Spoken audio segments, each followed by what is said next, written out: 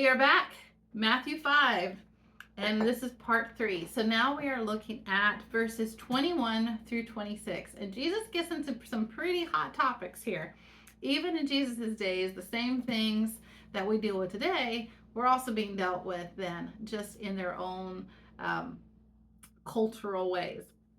But the same principles were still the same hot topics. Okay, so the first section here, 21 through 26, we're talking about anger. Now, that you understand, first of all, the inside out adherence to the laws, as we talked about in the last one, we got to look at God's heart behind this. So the Pharisees became so focused on legalism that they lost sight of what God was trying to say in the Old Testament with the Ten Commandments. So in the Sermon on the Mount, Jesus takes time to address most of these commandments through a heart perspective. Now, the first, you have to understand the Ten Commandments, okay? So the first 4 are dealing with our relationship with God, having no other gods before Him, keeping the Sabbath day holy. All of these first 4 deal with our relationship with God. Then the next 6 are dealing with our relationship with people.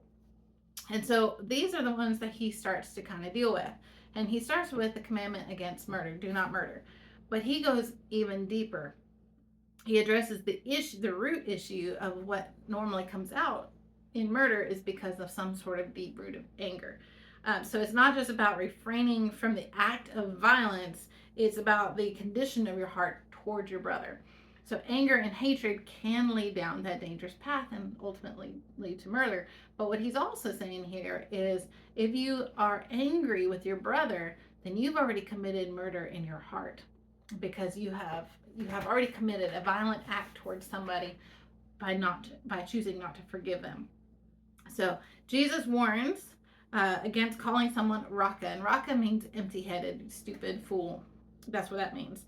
So instead of allowing anger to fester deep within, we should deal with it. Now, is anger all bad? No. There is righteous anger, and there's anger depending on how you respond. And if it is done in accordance with God's word, then that is where you either fall into sin or what path it leads you down. So, but we are called, first of all, to be peacemakers. As we just were emphasized that in the Beatitudes.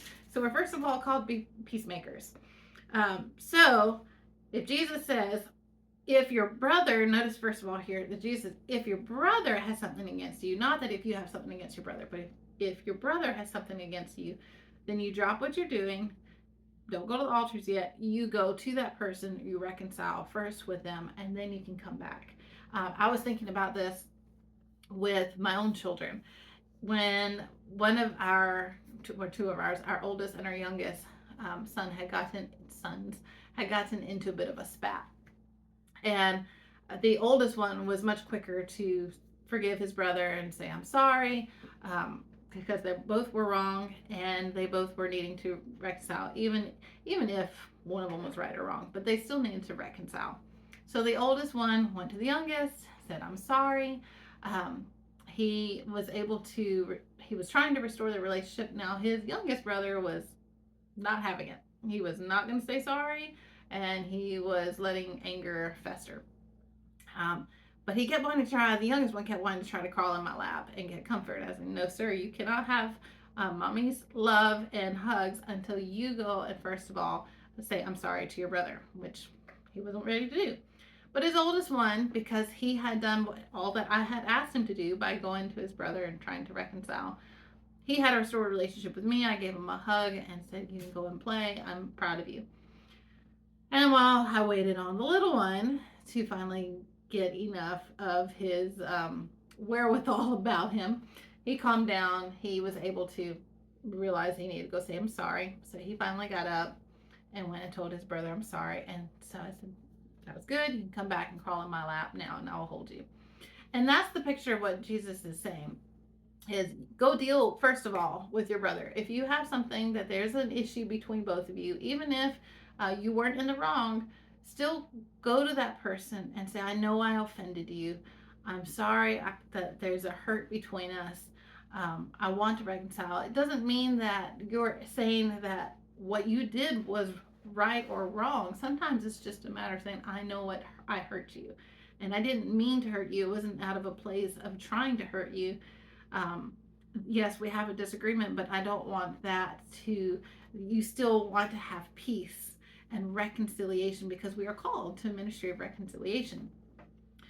So now Jesus then goes into addressing lust and adultery. In Ezekiel 6, verse 9, God condemns Israel for a spiritual adultery when their hearts and eyes strayed to other gods. So it was very serious to God, um, because of the condition of the heart, that when Israel went astray, they looked other ways, they turned their eyes, then their rest of their actions followed and they carried it out. So the condition of the heart is extremely important because that's what leads you to the next step. And when the heart wanders, those sinful actions are going to follow. So Jesus uses very strong language to emphasize the need to remove anything that opens the door to sin.